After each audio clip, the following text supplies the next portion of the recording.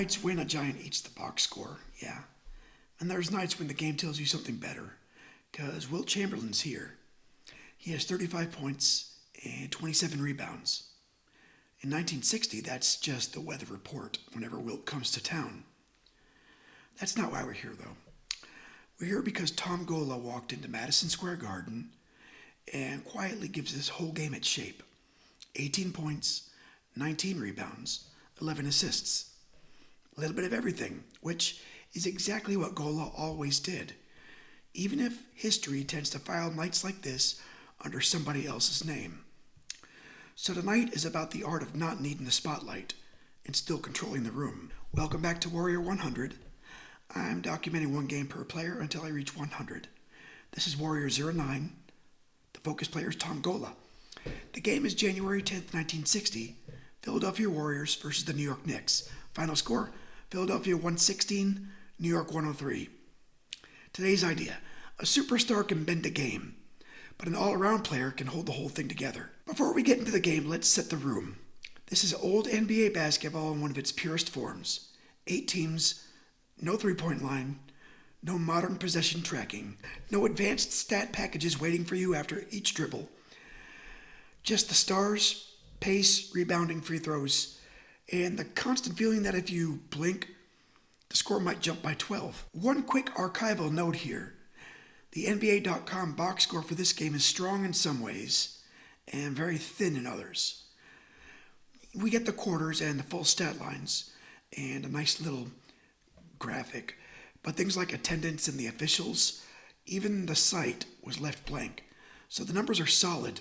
The atmosphere we got to rebuild. That's really what I'm doing here, though. I'm not just reading stats. I'm trying to rebuild the events. Philadelphia comes in as a contender. Not theoretically, a real contender. They're chasing Boston in the East. They know exactly what they are. Wilt has arrived and completely changed the geometry of the league. The Warriors aren't just respectable anymore. They're massive. They're appointment viewing. But they're not simple. They still have Paul Arizin, one of the great scorers of the era. And they still have Gola, the organizer, the stabilizer, the adult in the room. They've even got Neil Johnston on the bench, not far removed from being one of the best big men in basketball. So the mood in that locker room feels like this: confident but not calm, excited but unsatisfied. They know Wilt changes everything, but they also know that doesn't automatically turn into a title. So this isn't let's see what happens. It's we're good enough to matter, now let's prove it every night. The Knicks are in a tougher place. They've got talent. Richie Guerin is real. Willie Knowles is real. Kenny Sears can score. Charlie Tyra can hurt you.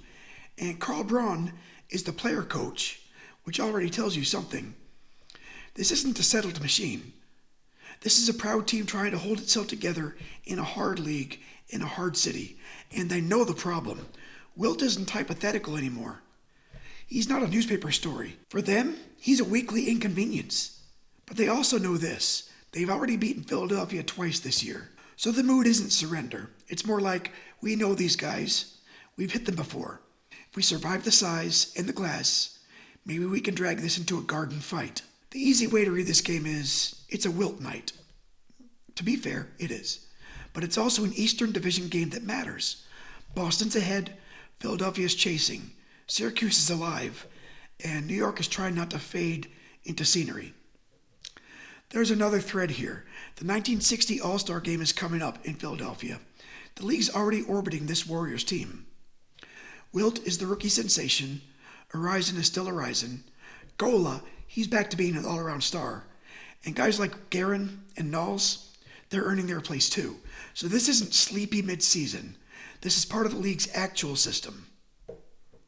Coaching matters here too. Philadelphia is coached by Neil Johnston, former scoring champion, former actual champion, center who understood the game from the paint outward. That fits this roster perfectly. New York, Carl Braun, player coach, franchise icon, still in uniform, trying to hold it together from inside. One bench has a recently retired star guiding a contender built around a new giant. The other has a franchise legend trying to stabilize something that's not quite stable. There's your texture. The floor is loaded. Wilt, Arizin, Gola, Guerin, Braun, Knowles, Sears. And then the connective tissue. Guys like Jack George, a former Warrior now on the Knicks. The league's still small enough that everybody overlaps. It feels less like franchises and more like one ecosystem with a grudge. And this game has teeth. It's the fourth meeting of the season. Knicks lead the series 2-1. So this isn't random. There's already history baked in. Tom Gola is the kind of player who breaks possessions. 6'6", but that doesn't explain him. He rebounds like a big, passes like a guard, defends whenever needed. He can score, but he's not chasing it. Before the NBA, he was already a Philadelphia legend. LaSalle, NIT title, NCAA title, Mr. All-Around. And that matters here because he's not just the guy next to Wilt. He's a basketball institution sharing the floor with something unprecedented. And that's how players get lost in memory. But not tonight. This is a perfect Gola game. It wasn't his highest scoring night. It wasn't some headline performance. Better, 18, 19, 11. If you need to explain Tom Gola to someone without film, this is the game. He connects everything. He turns Wilt and Horizon into a system instead of just raw talent. He ends possessions. He starts the next one. He makes the right decisions. And it's not a fluke that this sits right in the middle of a 3-game triple-double stretch. This is Gola at full capacity. Okay, let's get to the game itself. First quarter ends 31-31. That's perfect. New York's not intimidated.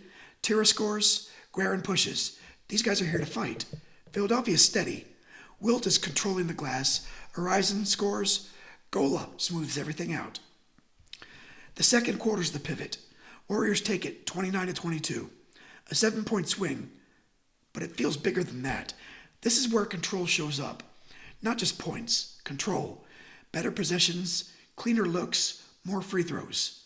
Fewer chances for New York to build momentum. By halftime, Philadelphia leads. It doesn't feel accidental. In the third quarter, the Knicks hang around. They actually win it by 2 points, 26-24. Guerin keeps pushing. Knowles rebounds. Sears scores. Tyra finishes with 25. But the shape of the game never changes. No ties, no lead changes after that first quarter. Philadelphia gets in front and stays there. Fourth quarter, the better team closes the door, 32-24. The final margin stretches to 13 points, 116-103. And the box score tells the story cleanly. Wilt, 35, 27, 7. It's pretty good. Gola, 18, 19, 11. Horizon scores 23. Andy Johnson scores 22. That's not one guy carrying the load. That's layers. For New York, Tyra has 25. Guerin, 24 with 16 boards and 10 dimes. Knowles has 21 rebounds. This is a real game. Philadelphia just has more and fits together better. So you can read this two ways. Easy way, Wilt dominates. Case closed. But the better way, look at the structure. 48 made shots to 44. Slight edge at the line. But the real difference is who's organizing the game. Wilt controls the inside. Horizon scores. Gola connects it all. That's why Gola's the lens. Because if you only look at Wilt, you miss the architecture. If you're a new fan in 1960, this game hooks you because it shows you styles. The giant, the technician, the city guard, the scorer. Different kinds of greatness, all in one box score. And that's what makes it feel, for want of a better term, modern. So for Philadelphia, this is confirmation. They moved to 27-11, still chasing Boston, but clearly real. For New York, it's more complicated. They fall to 15-24, but they're not embarrassed. They can score. They can compete. They just don't have the same ceiling, and that's the difference. Philadelphia finishes 49-26. Wilt wins MVP and Rookie of the Year. They beat Syracuse, then lose to Boston in 6. New York finishes 27-48. Guerin makes All-NBA second team. Not empty, but not there.